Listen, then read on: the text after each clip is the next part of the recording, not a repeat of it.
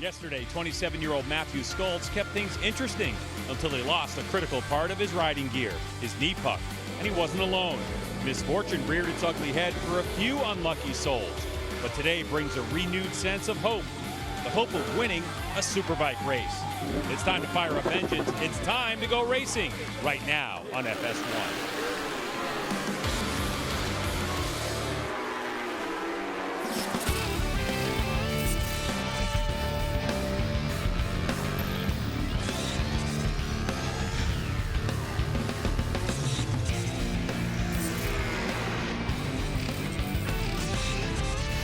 Anticipation at a fever pitch for the MotoAmerica AMA FIM North American Road Race Championship. Our fourth round for 2020.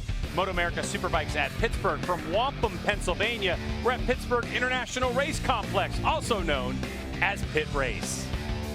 Hello, everyone, and welcome to the HONOS Superbike class. I'm Greg White, standing alongside two-time world champion Jason Pridmore. Now, Jason, so far in this HONOS Superbike, it has been Cameron Beaubier. Now, he's had one mistake in a race, and Bobby Fong was able to win. But really, when you look at Cameron Beaubier, the question is, Jason, is he going flat out, or is he holding something back? Well, we keep talking about the gap getting closed up from the rest of the field. Matthew Skoltz, Bobby Fong, Jake Gagne, all these guys are closing that gap. But we do question, is Cameron just kind of studying what they're doing and getting himself out to the comfortable lead and managing, or are they really closing the gap indeed?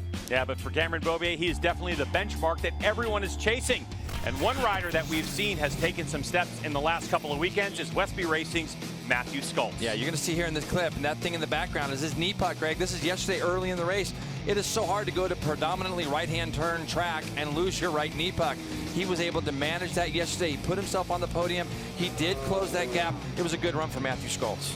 Yeah, Skoltz and his team told me that they are going to duct tape on that knee puck just as security for him to make sure that that knee puck doesn't come off, because we do have areas here where you can kind of dip your knee off into the grass, but then there's the asphalt that can rip it off. So still a great result. But Jason, for Bobby Fong, M4 X-Star Suzuki, he had been nursing an injury from a week before, but then he had a big incident in yesterday's event. Watch right about there, Greg. That's where he jams that left thumb, and it looks like, you know, don't know if he's got some torn ligaments or whatever, but Bobby's back as we knew he would be. He was in warm-up this morning, giving it a go. So, well, hopefully he can get some points during this race today. Yeah, I think that's the big thing for Bobby Fong.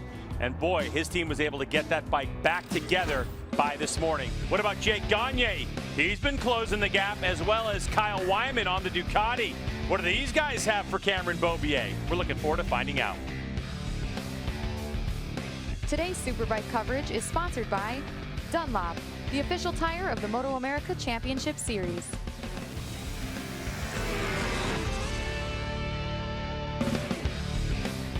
Spectacular scenics in western Pennsylvania here at Pittsburgh International Race Complex.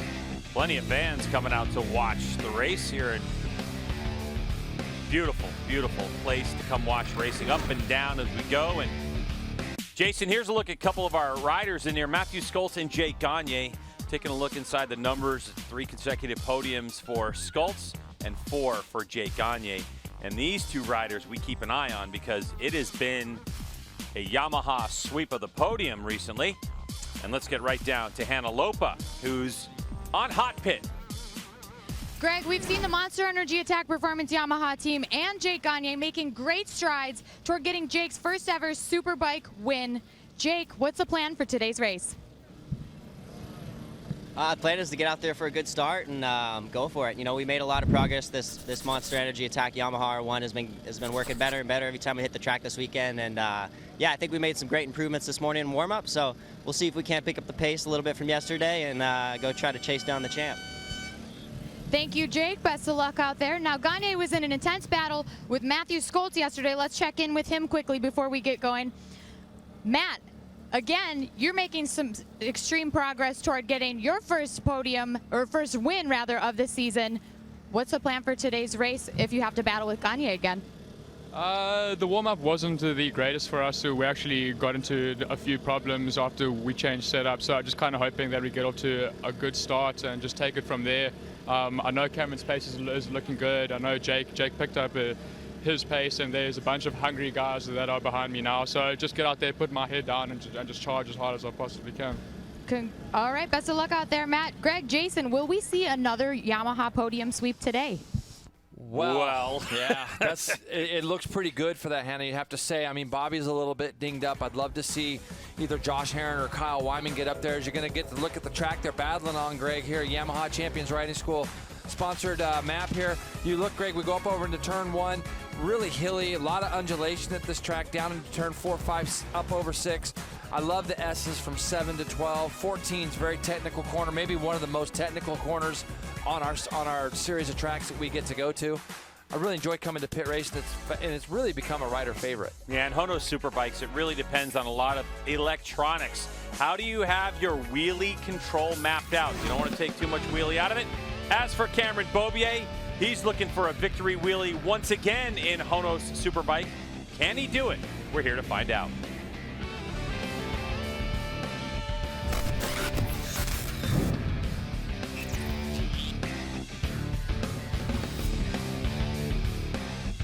Today's Superbike race coverage is sponsored by HONOS, the apparel brand that promotes talent within the adrenaline sports realm.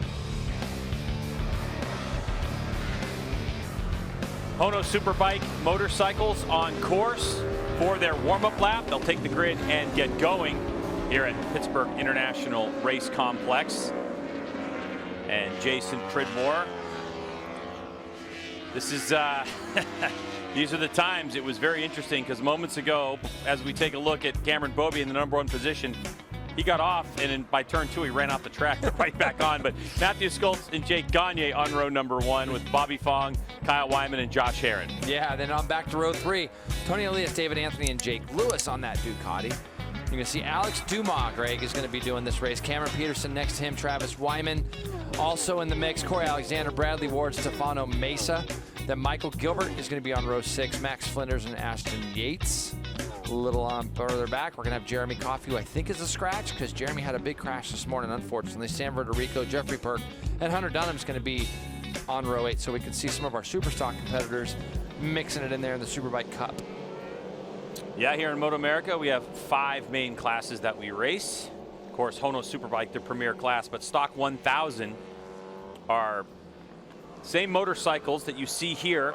Same motorcycles you can buy off the showroom floor, the Kawasaki ZX-10R, the Suzuki GSX-R 1000, the Honda CBR 1000RR, the Yamaha R1, but in stock 1000 trim, as someone goes into the pits. It would look like a yellow bike. I wonder if it was this motorcycle right here. Yeah. Number 16, Alex Dumas, making his HONOS Superbike debut, the stock 1000 competitor. It's M4X Star Suzuki. He has 2 teammates out there in Tony Elias and Bobby Fong, but a distinctly different motorcycle in terms of horsepower generated and electronics. The stock 1000 a lot closer to stock. We heard Max Flinders pulled off, but for the front row, they're all here and we're ready to get racing. Race number 2, HONOS Superbike. Cameron Beaubier, the #1 plate, waiting for those lights to go off. He's been getting great starts. Matthew Skoltz gets a good launch as well. Boy, they made some improvements for the Westby rider. Well, they peel it into turn #1, but Beaubier leads. Perfect start for Matthew Skoltz, right where he needs to be. Beaubier there, Gagne there. The guy who got the horrendous start was Kyle Wyman. Really bad start for Kyle. Tony Elias is up to 4th as you see Gagne taking a shot at Matthew Skoltz right on the bat as they go into turn 3. Yeah, Jason, that all started when Matthew Skoltz got on the gas and the rear end of that motorcycle started to move around just like it did then. So Cameron Beaubier leads the way. Skoltz got a great start, but a couple corners into it, and he just couldn't hold on to the rear end of that motorcycle. So now it's his teammate, Jake Gagne. Monster Energy Attack Performance Yamaha, trying to latch onto the back of his teammate, Cameron Beaubier, the shining star of the HONOS Superbike class. Back there in 4th spot is Tony Elias. Right behind him, Josh Herron and Kyle Wyman on the 33. Kyle made some big moves into turn 3 and down into turn 5. I saw him go up underneath Bobby Fong, who's kind of going backwards, so he's probably hurting pretty bad, Greg, if that's the case. Tony Elias, though, from the 3rd row, 4th on the track at the moment. Gagne made quick work, like you said. Matthew got a little squirrely as they went up over the top of turn 2, and that allowed Gagne to get up underneath him, and now he's in the spot where he wants to be. Let's go chase down this #1 plate. Through the chicane, a strong suit for Cameron Beaubier. Jake Gagne, he and his team working a lot on that motorcycle. Tony Elias in much better form. Bobby Fong, of course, injured. You heard that. He's back in the mix. We'll come across the stripe, and we'll see what the running order is and the gap. So we know Cameron Beaubier goes 42.8, but Jake Gagne goes faster at a 42.7, 43.4 for Matthew Skoltz. He's close. He got a good start, Jason, but Cameron Beaubier really was close wide. to the edge of the track there for Cameron Beaubier. Haven't really seen him that far wide. If you watch the difference between what Cam does and the other guys when they exit the chicane, Cameron is a lot tighter on his exit. So it tells me that his bike gets turned, he can get it up off the edge of the tire where everybody else is accelerating out of there. Still has to have the bike leaned over a little bit. Here's the battle for fourth. Kyle Wyman has locked himself into the back of Josh Herron now. You see that thing getting sideways going up the hill. That was nice. Wyman riding the thing like a dirt tracker. The 33, the third bike in your screen. Biggest problem with that is we're on lap 2 of 17, so if that's already starting, it's going to be a long ride for Kyle, so he's going to have to try to maintain a little bit of tire. You can see how loose the bike is through all of these S's. With these HONOS Superbikes, a lot of the teams will set up multiple strategies for traction control, maps if you will, and they'll have onboard adjustments that they can make that are kind of pre-set up by the teams. So if Kyle Wyman, he does not want to have to dig deep into those maps so early on if the motorcycle's spinning like that. But this is the battle for fourth. Tony Elias, 24, leads the way from Josh Herron and Kyle Wyman. So you have a Suzuki, and look at Josh Herron, aggressive into the chicane, but he bounces, he's off into the grass. Can Josh Herron hold on to it? He does, he saves it, but he forced Tony Elias wide. He did, but Tony looked like he had slowed down. Didn't look like he gained any real track position. Kyle Wyman was the benefactor there of that move by Herron as they went down into the chicane. Josh is on, he wanted to try to get up to the front, but it's pretty ambitious to go and pass in that chicane early, but you got to try to make moves, and he was trying to make a move. And that's one of the reasons we love the number 2, Josh Herron. He is not afraid to make moves. Back up front we go. Cameron starting to eke away from his teammate, Jake Gagne. Jake did what he needed to do early on, trying to put all the pressure on Cameron, possibly force the number 1 into a mistake. Upper left-hand part of your screen, a replay. Yeah, you're going to see it. When you get into this spot here and you don't think that you can quite make it. Now, Tony's already done the heads-up thing. He's going to go straight. You can see Tony still on the brakes, so he's not trying to gain anything. Now Herron's in a really compromised spot, jumping over the curbing and onto the grass he goes. Kyle Wyman got a good look at all of that, so he's going to be on the back of Tony Elias now, trying to get past the number 24. If the riders can't make the chicane, they can't advance their position. That's part of the reason why you saw Tony looking over at Josh Herron, because he couldn't get around him. But since Josh ran off the track, then Tony can advance. That's exactly right. So now Kyle Wyman has made that move somewhere, and you can see Josh Herron is now locked back in. I wouldn't be surprised to see some really fast laps come from this number 2 now. He's going to be hungry to get back up with these 2 guys in front of him.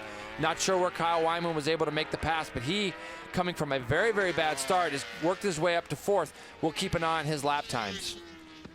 Cameron Beaubier, a 140.550 on lap number 2 for our number 1 plate.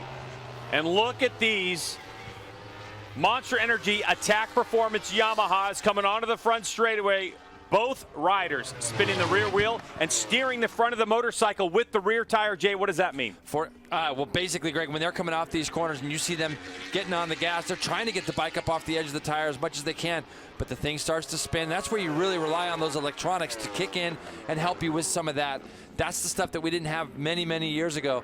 But the guy they got tuning these bikes, Richard Stamboli, knows exactly what's going on. And I'm looking at lap times, 40.7 for both these guys up in the front at the moment. And you can see they're just starting to drop. Matthew is at 40.9 that time through. So these are the laps that Jake Gagne is going to learn so much right now off of his teammate, because right now he's actually really pretty close. Closest we've seen him all year this short into the race. And he is looking good. Let's check in with Hannah. Talking about Josh Herron, I spoke with team owner Steve Scheibe. He said the team was here late last night working on setup and electronic improvements. They made a change to the gearing and a wheelbase change to help improve Josh's performance, especially in the second sector.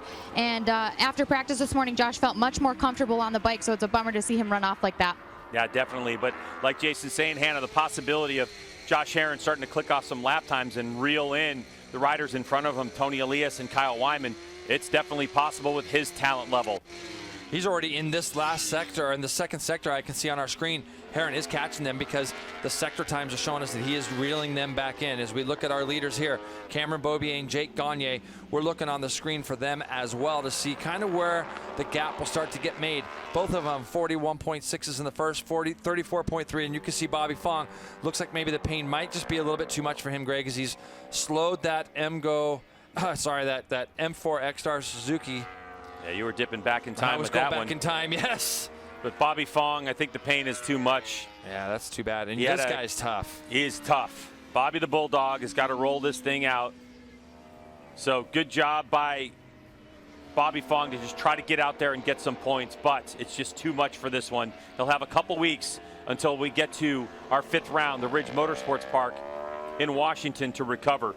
So we wish the best for Bobby Fong. And as strong as he is, the fact that he's going to just have to take care of that thing over the next couple of weeks, and hopefully, like you say, Greg, he'll be ready to go, because I know Washington's a physical track. Now, this gap just starting to creep open, isn't it, Greg? 41.5, 41 seconds in that first split to a 41.7 for Gagne, so 2/10. Cannot tell you how impressed I am with Jake Gagne, Monster Energy Tack Performance Yamaha, right behind his teammate Cameron Beaubier. Jason, yesterday, Cameron Beaubier broke the race track record here at Pitt Race.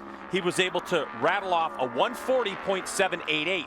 Now, Cameron Beaubier has already lowered that record by a 140.550, but Jake Gagne, chasing him, did a 140.6. So Gagne is faster today than the lap record from yesterday, and that is a huge improvement. Big improvement. What about this guy, number 2, Josh Herrin? It didn't take him long. This is why he wanted to get by Tony so early.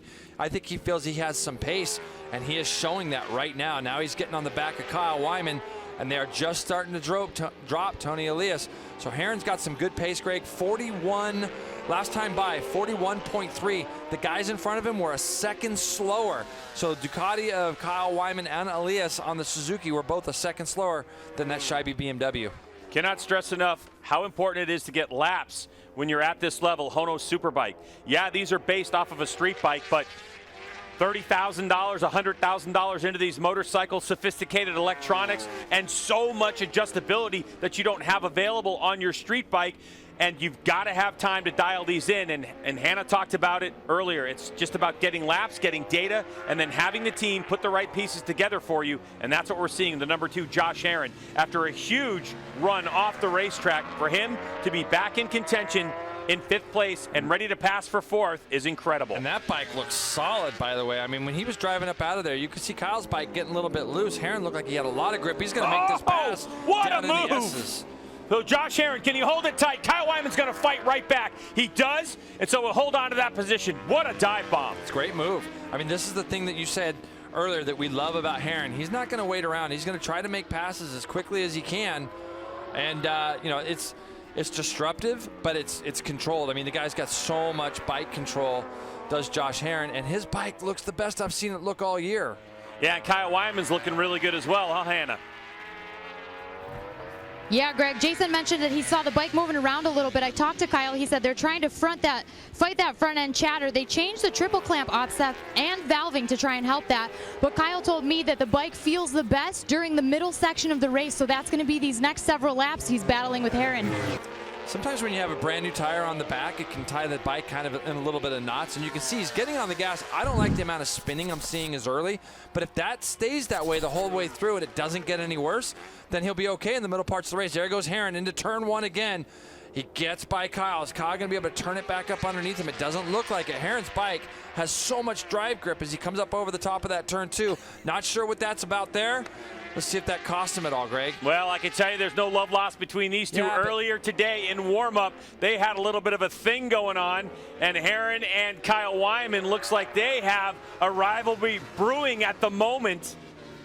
But why wouldn't you just put your head down and keep going forward? I'm not really sure why that is the time to do that. Do it after the race. I don't think Kyle, knowing his personality, is bothered too much by Josh Herrin looking back and maybe giving him the thumbs up. I think maybe that kind of hand gesture, whatever it was. I don't know what it was. Yeah, I'm not sure. But either way, it doesn't really bother Kyle. As a matter of fact, it might light a little extra fire under Kyle Wyman. In terms of lap times, they're doing 42.6 to 42.4 for Josh Herrin. We've seen Josh in the 41s, so we know. I think Josh is capable. I think had Josh maybe not done that, he could have maybe gotten away from this. You can see him getting kind of shot up out of the seat a little bit, keeping Tony Elias in touch with them now. So as we watch Kyle Wyman and Josh Herrin duke it out with Tony Elias right behind him, M4X star Suzuki rider Bobby Fong out of this one.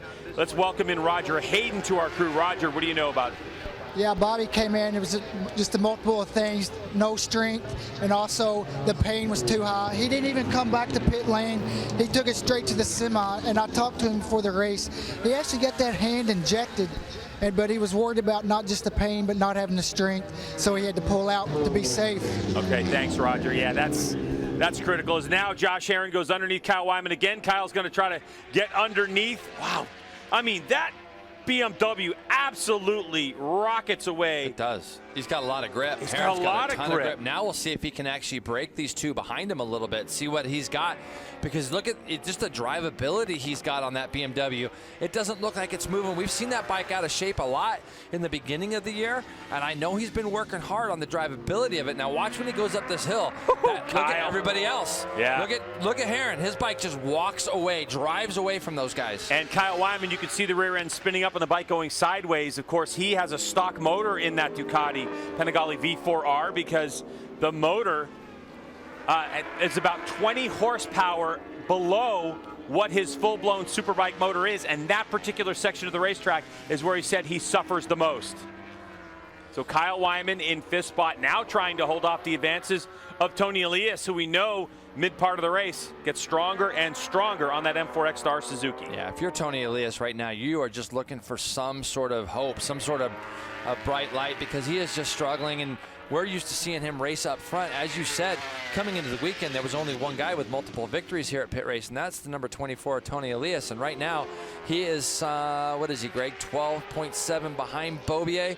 And, you know, that's not where he wants to be. He wants to be racing up front with those guys. So now we're going to be able to see he's actually drawn back into these guys, and we're going to keep an eye on their lap times as they go through. The leaders are all in the mid 41s or right around the 41 flats for Beaubier and Gagne.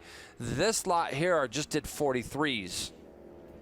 And you know, Jason, in talking with Kyle Wyman, one of the things that we talked about was his progression in racing. As we take a look at how these two are battling it out, Jay, as on the left part of your screen, this is the series of passes that happened. And Josh Herrin, he got in there, he tried to make it stick, and Kyle got back on him. Yep, and you can see on the right side of our screen, Kyle Wyman made the pass back for third now. But you can see this Herrin going up underneath him a couple of laps ago when they went into turn one. And then Kyle made the pass back on him as they went up to turn three. That's after Josh took his hand off the bar. But now we go live, and Kyle Wyman has made that pass back. You know, Jason, one of the things Kyle was telling me as I was talking about his progression, he said, you know, it wasn't very long ago that he would get lapped. He was in the Super Sport class back in 2013 when Cam Beaubier was dominant, as there goes Herrin again. He tried. He did. But you know what? You know, Kyle Wyman said in 2013 when Cam Beaubier was dominant in that Super Sport class, Kyle on a Triumph was getting lapped. And so he's come such a long way and continues to learn as a team owner and a rider. And he is locked in a fantastic battle. All the while, the best seat in the house is the 24 of Tony Elias. He's just trying to figure out, where am I going to do this? Because I love the fact that Herrin takes shots in places. I mean, he does. He'll get very creative with where he wants to try to pass people and that kind of thing. But Tony will be sitting back there thinking, well, where am I going to go? If this is all happening in front of me, it's really hard to get your nose stuck in. This is the battle for fourth place. 33 is Kyle Wyman, SC Project, Ducati, Scheibe Racing, BMWs, Josh Herrin in fifth spot, M4X Star Suzuki's Tony Elias in sixth. Looking at the lap times, they're about 7/10 to a second, 7/10 to 1 second slower than Cameron Beaubier, who leads Jake Gagne, still by only 0.8 of a second, and Matthew Skoltz, who's in no man's land right now, about 4.8 adrift of Cameron Beaubier, holding on to third spot. He's got a big lead on this group here, but just starting to spread out, these three. So maybe there's maybe tires are starting to obviously go off a little bit. And here's Beaubier out front, 41.0 to 41.3 to his teammate last lap by, less than a second. And I'm just looking for Gagne back there in the screen, because less than a second, we should be able to see him there, Greg. But yeah, he's still pushing hard. But right now, even in this first split that has just come up on our screen, 7/10, just like that, 7/10 in the first split. Jake Gagne in unfamiliar territory as he continues to work on it. You can see that he was making an adjustment with his left hand, and it was brakes were a bit of an issue yesterday for the Monster Energy Attack Performance Yamaha rider Jake Gagne, but the biggest was front end chatter. And Jason, they actually changed out the forks that Jake Gagne had on his motorcycle. They're the forks he used at Road America #1, trying to get him a little bit more comfortable and get rid of the chatter. Chatter and rear grip, the story in the HONOS Superbike class all weekend long. West B Racing's Matthew Skults having a great run this weekend. The bike just seemed to work right out of the box. They made some adjustments to it, some wholesale changes to it this morning.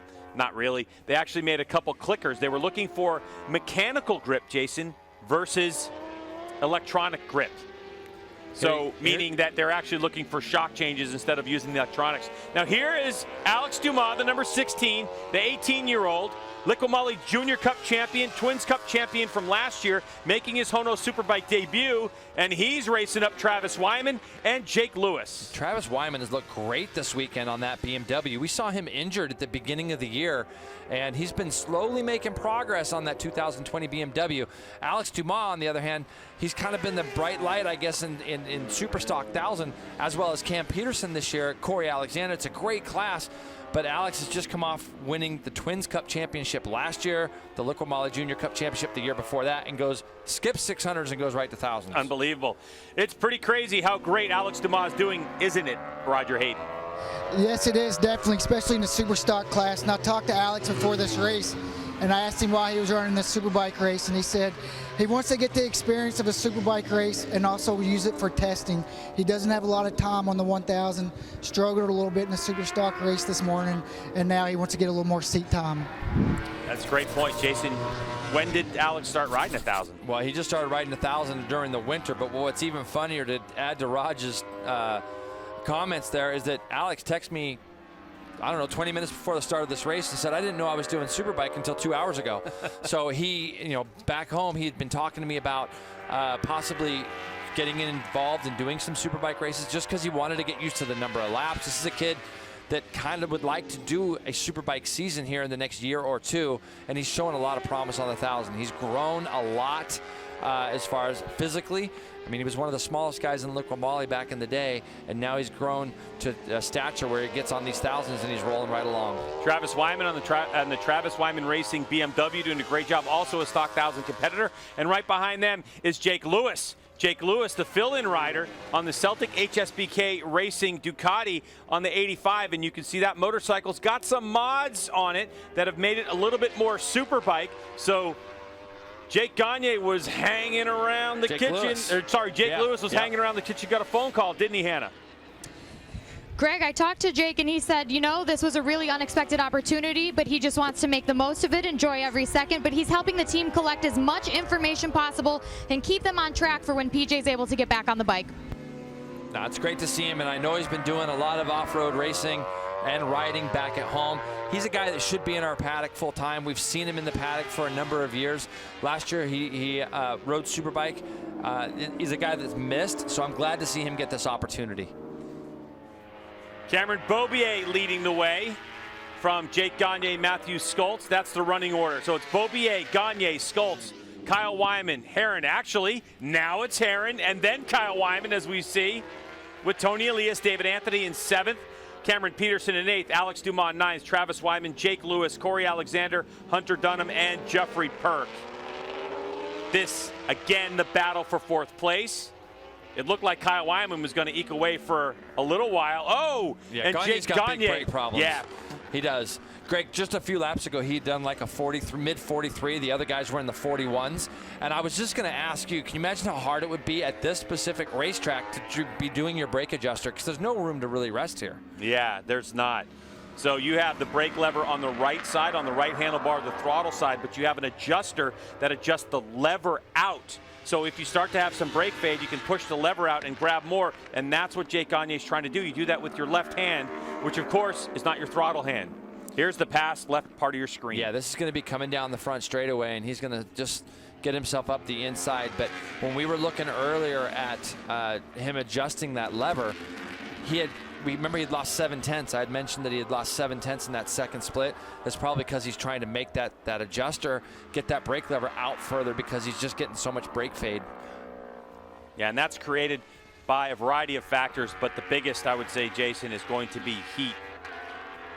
You know, the amount of braking here, meaning, you know, how long, there's a lot of factors involved in that. So that's why you have an adjuster, though, for so many years, because brake fade's a part of racing. Yeah, and all these little spots where in here is not so bad, but going into the chicane, when you're coming from a high rate of speed, or going into turn 1 here, where you saw Matthew Skoltz go past Jake Gagne the last lap, going into those places, you're not going to have a lot of confidence if you have that brake fade. These guys are just locked into a little bit of a war back here for 4th place, and we're going to keep an eye on Gagne's lap times.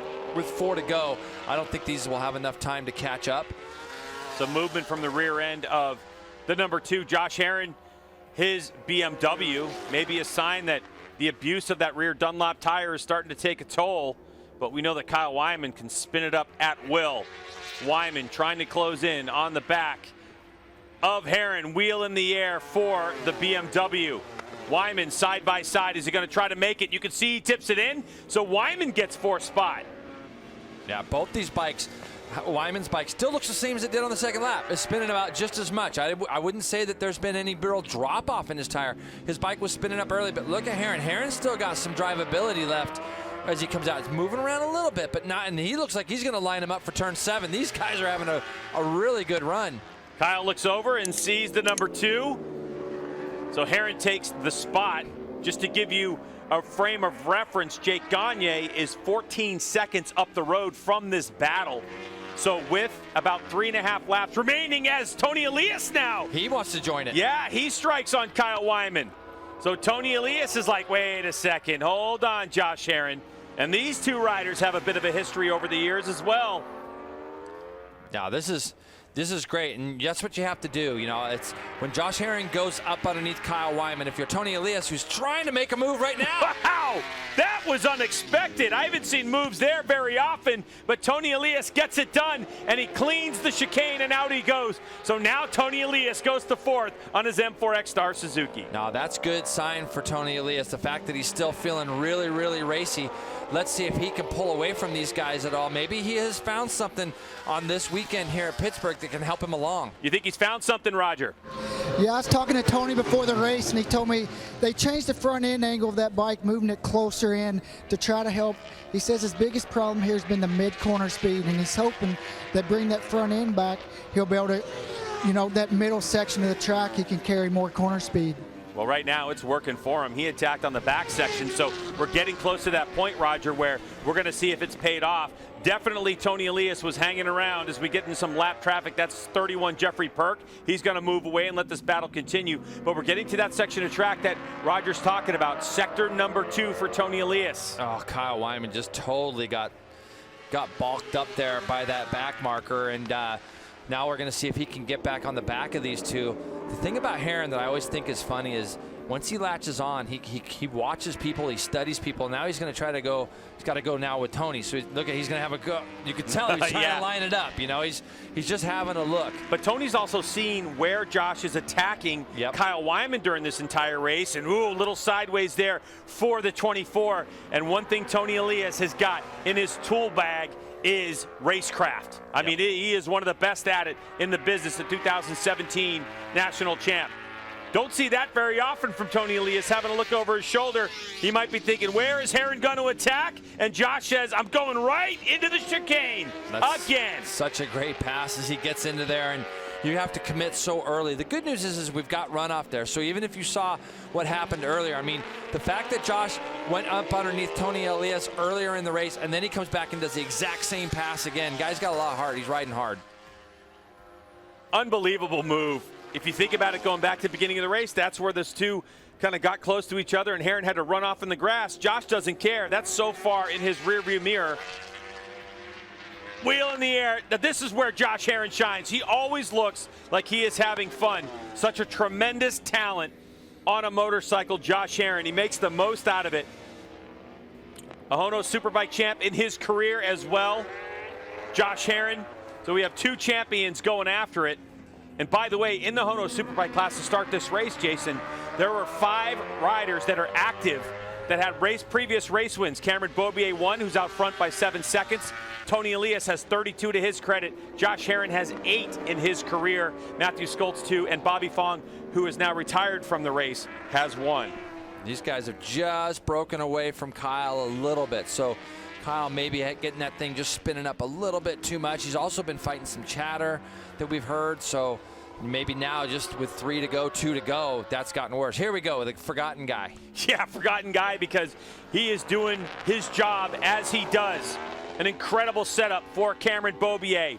Monster Energy, Attack Performance Yamaha. The white flag flies. The final lap of competition for the HONOS Superbike race number 2 here at Pitt Race. And Cameron Beaubier, as you can see, the lap progression. When the pressure was on, he dipped. Lap number 2, the fastest lap of the race, and then answered that with a couple of 40s that were just a 10th or 2 away from that lap record. And once he started to get comfortable, he just set the pace and was able to control it. And Jason, how impressive is Cameron Beaubier to you right now? Well, you'd love to see Cameron be able to race on the world stage, because he's got this paddock right now this year very, very well covered. He's got a great package underneath him, and we've gone on and on about all that. But he's just a tremendous talent as it is, and he's marching on to what would be his 5th championship if he was to win this one. That's right. I know we got a lot of racing to go, but he just doesn't ever seem to really put a wheel wrong unless it's the warm-up lap like we saw just now before the start of this race. But battle back to 4th here. Herron has broke Tony Elias as on this final lap. That looks like the Scheibe BMW rider is going to end up taking 4th place. Yesterday we saw him in a battle with Tony Elias before he had a right clip-on brake. Hopefully no such luck today. Cameron Beaubier, your national champion, wearing the number 1 plate, has had it his way. As Cameron Beaubier sets sail into the chicane, now he has a couple of corners remaining on this final lap. If Cam can get through these final couple laps, he's going to get another victory, his 7th of the year, and he'll do it with another track record. The Californian onto the front straightaway, full gas, checkered flag flies, and Cameron Beaubier takes victory. Matthew Skoltz coming across the line for 2nd place, and that's going to be a good result for him. Jake Gagne has fallen way back, almost into the clutches of Josh Herron. You can see him looking back. He had some pretty big issues the last couple of laps, Greg. He's going to get that bike across, and not too far behind, you're going to see Josh Herron right there, Greg. That's how close it was from Herron getting on that podium. Shows you the importance of getting those laps as quickly as possible early on. Here comes Alex Dumas. And for Alex Dumas in 8th place, trying to hold off the advances of Travis Wyman. Is it going to be 8th place as Kyle Wyman comes across in 6th? And just up the road is David Anthony and Cam Peterson. Anthony comes across in 7th place. Peterson in 8th, so this could be for 9th for Dumas. A top 10 finish for the 18-year-old Canadian. The 2-time MotoAmerica national champ in his debut will come home in 9th place and 7 points. Cameron Beaubier with his wheel in the air. Doesn't happen very often, Jason. And talking to Richard Stamboli, he says he doesn't give Cameron a celebration strategy very often, meaning he doesn't allow Cameron to do wheelies. He leaves the wheelie control on. I think Cameron finally won that battle, and he'll get to celebrate with some great front wheel in the air. You really run out of things to say about him, the team, and everything else, because he's so locked in right now. He's locked in, but the work never continues, or never ends. Stops, I mean, yeah. It just constantly continues for Cameron Beaubier and his crew as they just look to set themselves goals. How far can I get ahead, and how close is the competition, and what is it that we want from this motorcycle? Because, team owner and crew chief Richard Stamboli for Cameron Beaubier understands that anything can happen in racing, and they want to do the best job they can all the time and continue to learn. Cool down lap. David Anthony, Fly Racing, Suzuki. A good result for David Anthony, 7th place finish. And Josh Herron will finish in 4th, and that was a great result. We're going to hear from Cameron Beaubier, Matthew Skoltz, and Jake Gagne when we come back. You don't want to miss that.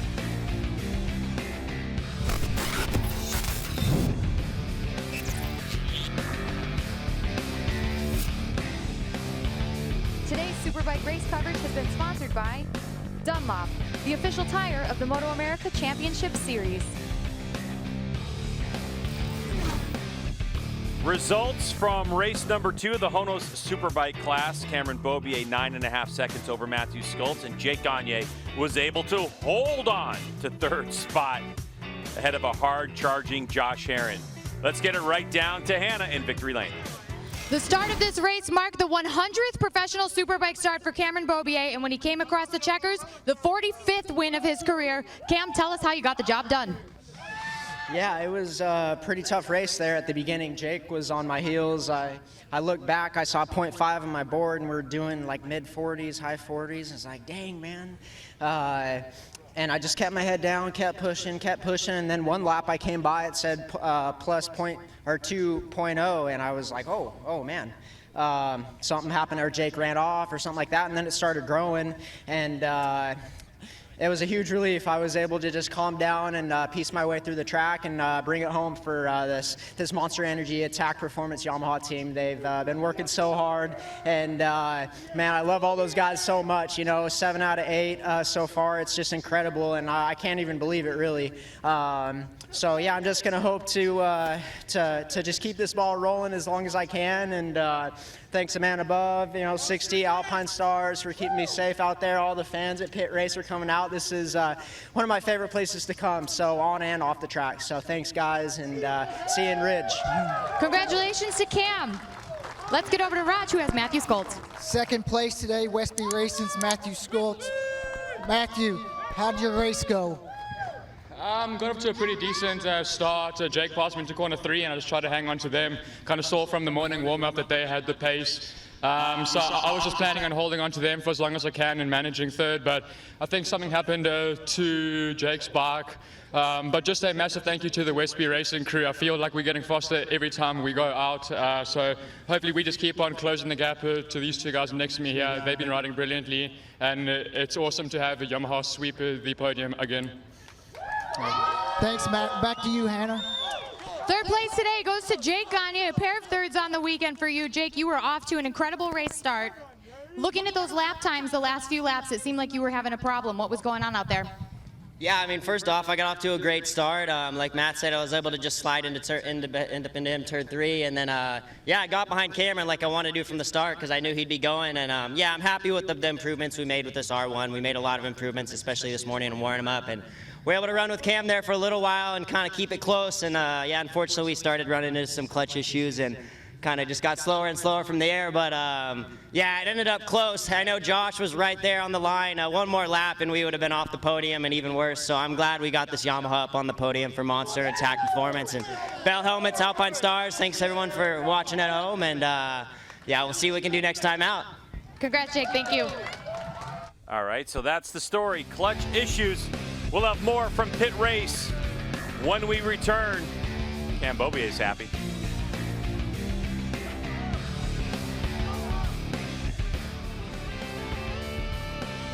Cameron Beaubier celebrating another victory on the top step of the podium. The #1 plate signifies the #1 spot on the box as well. Let's take a look at the point standings in the HONOS Superbike class. 37 now for Cameron Beaubier after 8 races of competition, 4 rounds of the MotoAmerica Championship. Matthew Skoltz back there, 59. He got a couple back on Jake Gagne, but there's still a lot of work to do. And Jason, after looking at this point spread, what do you think this guy is thinking to himself right now, Cameron Beaubier? Well, now he's just managed to get that lead built up. And when you hear him say, I've won 7 out of 8, it almost seems unbelievable. It's having a perfect year with the exception of 1 mistake, and he is really, truly unbeatable right now. I think for Cameron Beaubier, when we heard the news that factory Yamaha was going to step away from MotoAmerica Racing and give it to Attack Performance and Richard Stamboli, I think there were some question marks in Cameron Beaubier's mind. But now, as we know, it's such a blend of information from the factory team and Richard Stamboli. I mean, what we're getting is incredible. Yeah, we're actually hearing him say sometimes that the bike is, you can't believe the step that he's made on the bike. And he's got a lot of really intelligent people down there with him and a new challenge. So he's accepted that new challenge and just moved forward with it. And our next event is the Ridge in 3 weeks' time. Jason, you excited for that one? I'm really excited. I think it's going to be a great place to go. show. That area's been wanting an event for many years. Looking forward to getting up to the ridge. So that'll do it from us from Pitt Race. For Hannah Lopa, Roger Hayden, and Jason Pridmore, I'm Greg White. Thanks so much for watching our coverage. We'll see you in 3 weeks from the ridge.